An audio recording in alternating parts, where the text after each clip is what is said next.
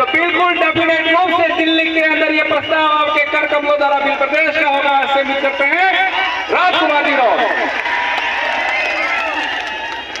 सभी साथियों को जय बिहार। गोविंद गुरु महाराज को नमन। इस आदिवासी अंचल में काम करने वाले इस समुदाय के स्वाभिमान हक अधिकार की लड़ाई लड़ने वाले टाटिया मामा भील भक्ति के माध्यम से समाज में जन जागरण करने वाले संत सुरमाल महाराज, मावजी महाराज और साथ ही इस इलाके के अंदर मामा बालेश्वर, जिन्होंने आदिवासी बाहुल्य क्षेत्र के अंदर इस समाज को एकजुट करके इस समाज के लिए हक अधिकार के लिए स्वाभिमान के लिए अंग्रेजों से लड़ाई लड़ी, राजा रजवाड़ों से लड़ाई लड़ी। इन समस्त महापुरुषों को, इन गुरुओं को नमन करते हुए मेरी बात को शुरू करना चाहूंगा। आज ये जो कारवां बढ़ा है, रास्ते में लोग आ रहे हैं, ये किसी के बुलाए हुई भीड़ नहीं है। ये 1500 आदिवासी 17 नवंबर 1913 को जो शहीद हुए थे, उनका खून है और बदला लेने के लिए आई हुई है आज। वो सपना पूरा करना है हमें। बड़े दुख की बात है कि 1913 में एक ही दिन में लाखों की जो संख्या एकत्र हुई थी गोविंद गुरु महाराज के नेतृत्व में, इसी पहाड़ी पे, ऐसी पहाड़ों पे आसपास के। और उस समय तत्कालीन जो राजा रजवाड़े अंग्रेजों की मदद से गोलियां चलाई और इस नरसंहार में इस पहाड़ी पे महिला भी थी, बच्चे भी थे, बड़े बुजुर्ग भी थे, जवान भी थे। और एक ही दिन में अगर 1500 लोग, 1500 के करीब लोग एक साथ मरते हैं, तो आसपास का जो मध्य प्रदेश, वर्तमान में राजस्थान, गुजरात, महाराष्ट्र, जो उस समय भिल टेरिटरी के नाम से जाना जाता था, उस इलाके में क्या स्थिति बनी होगी। हम देखते हैं हमारे गांव में, अगर गांव में कोई एक्सीडेंट हो जाता है कि व्यक्ति मरता है, तो पूरे गांव को तकलीफ होती है, पूरा गांव दुखी होता है, पूरा गांव शोक व्यक्त करता है। और जिस परिवार का व्यक्ति की डेथ हुई है, वो परिवार सालों तक ऊपर नहीं आ पाता है। तो इसी पहाड़ी पे 1500 आदिवासी एक साथ मरे गए 1913 के दौरान। तो इस इलाके में कितना मातम छाया होगा, कितना डर गुस्सा होगा, कितना दुख हुआ होगा। ये जो गांव पड़ा था, वो गांव आज तक नहीं भरा है। तो वो लड़ाई किसकी लड़ रहे थे? मैं इतिहासकारों को कहना चाहूंगा, जिन इतिहासकारों ने भिल प्रांत की मांग को लेकर यहाँ पर भक्ति के माध्यम से आंदोलन खड़ा किया था। भक्ति के माध्यम से उद्देश्य था, अंग्रेजों से लड़ाई थी कि हमारा अलग से भिल प्रांत दिया जाए, ये उद्देश्य था। माध्यम भक्ति था। भक्ति के माध्यम से भिल प्रदेश की जो लड़ाई लड़ी जा रही थी उस समय, और उस इतिहास को, उस सच्चे इतिहास को कई इतिहासकारों ने 2-4 लाइनों में सिमट दिया, कह दिया कि भक्ति आंदोलन हो रहा था और 1500 आदिवासी मारे गए। इस देश का तो ठीक है, लेकिन विश्व का एक भी इतिहास ऐसा नहीं मिलेगा, एक भी घटना ऐसी नहीं मिलेगी जहां सिर्फ भक्ति की जा रही थी और गोलियां चलाई थी। आपने किने गड़े उतरे, अगर हमारे पूर्वज सिर्फ नर्ग बजाता, भजन करता, सिर्फ भक्ति करता, तो क्या इस बात से अंग्रेजों को दिक्कत थी?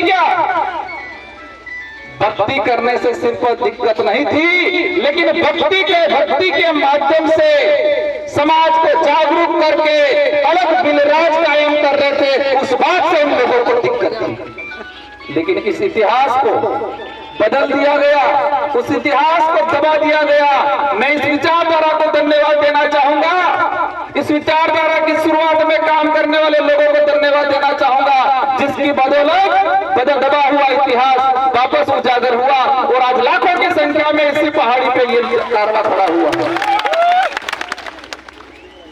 इस कार्य के साथ हर समुदाय का व्यक्ति यहाँ प्रतिनिधित्व कर रहा है, माइनॉरिटी का भी है, एससी समुदाय का भी है, किसी का है, कई जनरल के भाई भी हैं।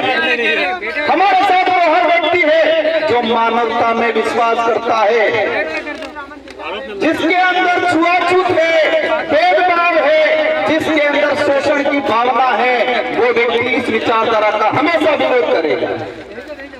जिस व्यक्ति के अंदर ये भावना है शोषण की, छुआछूत की, शोषण की, वो व्यक्ति हमेशा हमारा विरोध करेगा और हम भी ऐसे लोगों को विरोध करते रहेंगे हमेशा के लिए। हर उस व्यक्ति का, हर उस समाज का सम्मान करेंगे, हर उस व्यक्ति का सम्मान करेंगे जो मानवता में विश्वास रखता हो, जो छुआछूत में विश्वास नहीं रखता हो, जो शोषण में विश्वास नहीं रखता हो। इन सभी लोगों का, उन सभी समाज का हम सम्मान करेंगे। हमारे पूर्वज भी करते आए थे और हम भी करेंगे, लेकिन अब वो वक्त नहीं रहा है। शोषण होता आया है समाज में, बिल प्रदेश की मांग है। कई लोग चाहते हैं, पूछते हैं कि क्यों। दुख की बात यह है कि हमारे भी समाज के, इस समाज का सर्टिफिकेट लगा के अधिकारी, कर्मचारी, नेता बन जाते हैं और वो ये भूल जाते हैं कि मैं किस सर्टिफिकेट लगाने की वजह से। मैं ये उनकी योग्यता पर सवाल खड़ा नहीं करना चाहता, लेकिन आदिवासी समुदाय का वो व्यक्ति अगर कहे कि मैंने आदिवासी का सर्टिफिकेट नहीं लगाया और मैं सिर्फ मेरी योग्यता से आगे बढ़ा, ऐसा कोई माई का लाल हो तो बताओ। दुख होता है जिस समाज का सर्टिफिकेट लगा के बड़ा पेट करके बैठते हैं, बड़े अधिकारियों की पोस्ट पे बैठते हैं, लेकिन उस समाज का आदमी उनके पास जाता है तो वो हीन भावना से देखते हैं। लेकिन वो वक्त भी आ गया है कि ऐसे लोगों को भी समाज समय आने पे समाज के बीच में नहीं बैठने देगा और उनके अंतिम संस्कार में 4 लोग भी उनको कंधा देने वाले नहीं मिलेंगे। ये वक्त भी आ रहा है। आज जो समाज की स्थिति बनी हुई है, बिल प्रदेश की डिमांड इसलिए है, बिल प्रदेश नहीं बनने से हमारा आदिवासी समुदाय कुछ राजस्थान में होगा, कुछ मध्य प्रदेश में, कुछ महाराष्ट्र में, कुछ इधर गुजरात में अंदर, और उसी की वजह से हमारा समुदाय 4 हिस्सों में, 4 राज्यों में बटा। उस वजह से हमारी संस्कृति का विनाश होने के कंगार पे चली गई, हमारा इतिहास दबा दिया गया और हमारा जो भौगोलिक क्षेत्र है, इस भौगोलिक भूखंड के अंदर जो खनिज है, उन खनिजों को निकाल के 4 राज्यों का राजकोष में जमा किया और आदिवासियों को इसका फायदा आज तक नहीं मिला।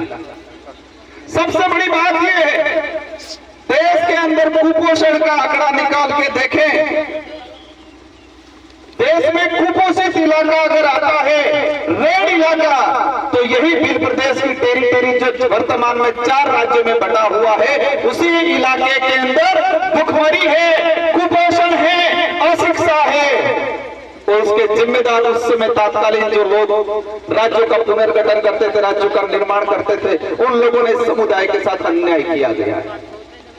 कई लोग कहते हैं कि नई पार्टी, नई विचारधारा के लोग इस मांग को कर रहे हैं। हम तो 1913 में जो महाराज ने जो मांग रखी थी, जिनके लिए 1500 आदिवासी शहीद हुए थे, उसी मांग को हम आगे बढ़ा रहे हैं। हम कोई नया काम नहीं कर रहे हैं।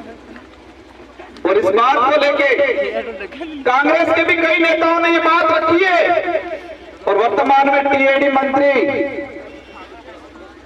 और देखा है मैंने राष्ट्रीय पार्टियों के अंदर टीएडी मंत्री वो बनाया जाता है जो किसी के इशारे पे चलता है, उनको पर्ची पकड़ा दी जाती है और उनसे पढ़वा दिया जाता है, ऊपर वाली खाली है बिल्कुल।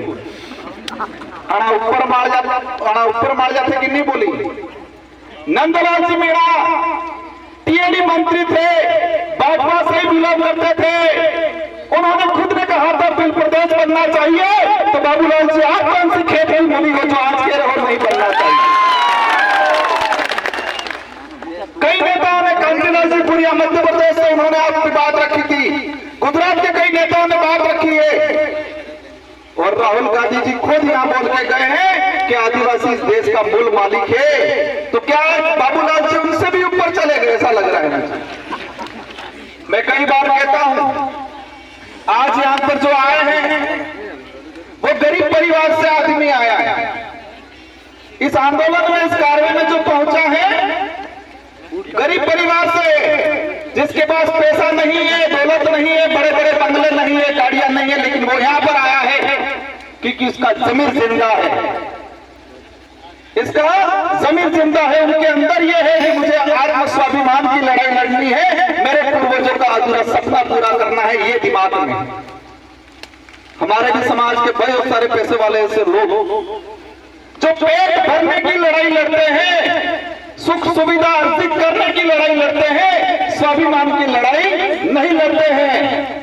और आज नेशनल पार्टियों को भी हमसे यही दिक्कत है, हमें यही चाहते हैं, हमारे से यही चाहते हैं कि आप सिर्फ भौतिक सुविधा की बात करो, पेट भरने की बात करो, सरकारी गेहूं की बात करो, आप अधिकार और जल जंगल जमीन की बात मत करो, ये चाहते हैं। हम सिर्फ 2 रुपये गेहूं की बात करेंगे, हम रोटी कपड़े मकान की बात करेंगे। अगर यही बात करते हैं तो किसी पार्टी वालों को हमसे दिक्कत नहीं है, लेकिन हम जल जंगल जमीन की बात करते हैं उनको दिक्कत हो जाती है। हम धर्म की बात करते हैं उनको दिक्कत हो जाती है, और धर्म की बात करते ही पूरे आग बबूला हो जाते, पूरा फपड़ जाते हैं ये लोग। फपड़ते नहीं फपड़ते, मदन दिलावर जी फपड़ गए थे, लेकिन आज पता था मानगढ़ की धरती पे आदिवासी समुदाय एकजुट हो रहा है, और उनकी पार्टी का ऊपर से प्रेशर था, और 2 महीने बाद उनको कहना पड़ा कि मैं खुद आदिवासी हूं, मेरे पापा दादा सीतामाता अभ्यारण में रहते थे। ये बोलते प्रतापगढ़ वाले साथियों, खोजना पड़ेगा उनके बाप दादा सीतामाता अभ्यारण में कहां रहते थे, क्या वो भी झूठ बोला है कि नहीं बोला, इसको भी हम जांच कराएंगे हम लोग। इनको छोड़ने वाला नहीं है, उस कौम को छेड़ा तुमने, जिस कौम ने अंग्रेजों से लोहा लिया, मुकुलों से लोहा लिया, राजा रजवाड़े से लोहा लिया। ये बात अलग है, हमारा समुदाय भोला है, सीधा है, हम दयालु है। उसी बात का कई लोगों ने हमारे साथ फायदा उठाया है, लेकिन अब वक्त नहीं रहा, हम चतुर हो गए हैं, सावधान हो गए हैं। अब ये लड़ाई लड़ने वाले हम सिर्फ नेता एमएलए एमपी बनाने तक सीमित रहने वाले नहीं है। जिस तरह गोविंद गुरु महाराज का भक्ति के माध्यम से बिलराज कायम करने का उद्देश्य था, इसी तरह हम भी हमारा एमएलए एमपी बनाने के माध्यम से बिलराज कायम करने का हमारा जो लक्ष्य है वो पूरा करने वाले हैं। मैं इस कमांडाल में विराजमान सारे साथियों से अनुरोध करना चाहूंगा, हम यहाँ पर आ गए, तालियां बजा दी, हमने 2 सेल्फियां ले ली, इंस्टाग्राम पे चढ़ा दिया, वहां तक सीमित नहीं रहना है। सबसे पहले हम सबको मजबूत होना है, और मजबूत दिमाग से होना है, क्योंकि कई बार हम कहते हैं आंख से अंधा है, कानों से बहरा है, इसको हम समझा सकते हैं, लेकिन दिमाग से अंधा है, उसका इलाज नहीं हो सकता है। आंख से अंधा है, कानों से अंधा बहरा है, पेट से विकलांग है, हाथ से विकलांग है, उसको हम रास्ता दिखा सकते हैं, वो बात मान लेगा। लेकिन जो दिमाग से विकलांग है, उसका इलाज नहीं है। तो हमारे आसपास भी ध्यान रखना है, दिमाग से विकलांग कौन है। और देखा है ये राष्ट्रीय पार्टी वाले अधिकतर दिमाग से विकलांग हैं, उनको पर्चियां पकड़ाई जाती है, उनको बुलवाया जाता है, उनको खुद को नहीं पता है हम क्या बोल रहे हैं, क्योंकि वो दिमाग से विकलांग है। अगर दिमाग से विकलांग नहीं होते तो अपने विवेक से सोचते हैं ये सही है गलत है। बाबूलाल जी आज कह रहे हैं, लेकिन उनको यह नहीं पता कि नंदलाल जी मीणा खुद चाहते थे बिल प्रदेश बनना चाहिए, और कई बार उन्होंने ये स्टेटमेंट दिया गया, क्योंकि वो दिमाग से विकलांग। हम सबको पढ़ाई करनी है, और मैं इस मंच से कहना चाह रहा हूं, केंद्र सरकार से बहुत जल्दी बिल प्रदेश को लेके एक कमेटी गठित करके इसका क्राइटेरिया कितना है, इसके हमारे लिए पूरी कमेटी गठित करके काम कराने की कोशिश रहेगी बहुत जल्दी। और साथ ही आप लोगों को भी हमारे बच्चों को पढ़ाना है, क्योंकि शिक्षा ही वही हथियार है। अब गोलियों से या बंदूकों से या तीर कमान से काम हमारी कल्चर से जुड़ा रहेगा। वो अब लड़ाई कलम से लड़ी जाएगी। हमें पढ़ाई करनी है, खा पी के मजबूत रहना है और आसपास के जो दिमाग से विकलांग है उनको समझाने की कोशिश करनी है। आज जो वर्तमान स्थिति बनी हुई है, धर्म की बात को लेकर चिढ़ते हैं हम लोगों से। मुझे लग रहा है संचालक महोदय से रोकने की कोशिश कर रहे हैं। इन लोगों की पॉलिसी है धर्म के नाम से लड़ाओ, लेकिन हमें ध्यान रखना है, हमें धर्म के नाम से नहीं लड़ना है, न धर्म के लिए लड़ना है। हमको जल जंगल जमीन के लिए लड़ना है, धर्म के लिए नहीं लड़ना है। आदिवासियों को आदिवासियों से खत्म करने की नीति अपनाई जा रही है। आदिवासियों को आदिवासी से खत्म करने की नीति अपनाई जा रही है। और उस नीति में पहला उनका जो उद्देश्य है, पहला उनका हथियार है, वो धर्म है। और उसका उदाहरण हम देख चुके हैं मणिपुर के अंदर। आदिवासी ने आपस में मारा काटा। वो जमीन की लड़ाई कम थी, वो धर्म की लड़ाई ज्यादा थी। वही आदिवासी कुछ ईसाई बना दिए गए, कुछ कट्टर हिंदू बना दिए गए, और वही नीति कुशलगढ़ में चल रही है। पूरे उदयपुर संभाग का अगर देखते हैं, आरएसएस की सबसे ज्यादा शाखा बांसवाड़ा और कुशलगढ़ में है। और दूसरा भी जो मामला चल रहा है वही है। हम किसी भी धर्म का विरोध नहीं कर रहे, लेकिन हमारे समुदायों को मानसिक रूप से गुलाम बनाने का अगर कोई काम कर रहा है और समुदायों को मानसिक रूप से गुलाम बना के आपस में लड़ाने का काम कर रहा है, वहां हम खड़े रहेंगे और बोलेंगे। मणिपुर के अंदर लड़ाया, वही बाबूलाल जी जाडोल के अंदर लड़वाएंगे। और हमने अभी ये नहीं संभाला तो आने वाले समय के अंदर हमारा समुदाय जमीन के लिए, हक अधिकार के लिए, आरक्षण के लिए, स्वाभिमान के लिए नहीं लड़ेगा, धर्म के लिए लड़ेगा। हम धर्म पूर्वी लोग हैं। हम गोविंद गुरु महाराज, संत सुरमार महाराज, मालजी महाराज को मानने वाले लोग हैं। हमें दूसरे के किराए के धर्म में रहने की जरूरत नहीं है। इसलिए हम सबको मजबूती से खड़े रहना है। और आज जो आए हैं, हम क्षमा चाहेंगे, कुछ असुविधा हुई होगी। आज मैं एक एमपी हूं, हमारे 4 विधायक हैं, और हम आज से कह के जाना चाहेंगे अगली बार बहुत शानदार व्यवस्था मिलेगी आप लोगों को। और कोशिश रहेगी और आप सबको मिलकर कोशिश करनी है कि अगली बार ये पहाड़ी तो ठीक है, लेकिन वो पहाड़ी भी ढक जाए, इतना कारवा बढ़ाना है इस बार। मोदी जी भी मजबूर हो जाए सोचने के लिए कि बिल प्रदेश के वासी जग चुके हैं और इस कार्य में हम हर समुदाय को साथ में लेंगे। इस इलाके में रहने वाले कोई भी समुदाय हो जो मानवता में विश्वास करता है, हमारे पूर्वजों ने भी साथ दिया था। आज देश के अंदर महाराणा प्रताप को महान राजा माना जाता है। महाराणा प्रताप के पास कौन सी सेना थी? इस देश के अन्य सारे राजाओं ने अकबर की अधीनता स्वीकार कर ली, तो महाराणा प्रताप के पास कौन सी ऐसी सेना थी, कौन सी ऐसी तोपें थी? उनके भाई थे जगमान और पृथ्वी सिंह। वो 2 भाई भी मान सिंह जी के साथ चले गए थे। और महाराणा प्रताप की तरफ से लड़ाई कौन लड़ रहा था? मान सिंह लड़ाई लड़ रहा था। लेकिन मुझे दिक्कत इस बात से है कि पाठ्यक्रम में वो जमीन और स्वाभिमान की लड़ाई थी, लेकिन उस लड़ाई को धर्म की लड़ाई के नाम से डालना चाह रहे हैं लोग। किसकी लड़ाई साबित कर रहे इस इतिहास में? धर्म की लड़ाई थी, ये बोल रहे हैं। वो धर्म की लड़ाई नहीं थी, जमीन की लड़ाई थी, स्वाभिमान की लड़ाई थी। लेकिन आज इसको झूठा परोसा जा रहा है। वही कौम है जो महाराणा प्रताप के साथ खड़ी रही थी। माइनॉरिटी के लोग थे, आदिवासी समुदाय थे, गला कटवाया था और राणा प्रताप को देश के अंदर महाराणा प्रताप का गर्व दिलाया। और वही कौम, हम उस समुदाय को भी कहना चाहते हैं, आप दूसरे के बहकावे में नहीं आए। पहले भाईचारा था, उस भाईचारे को बढ़ाए।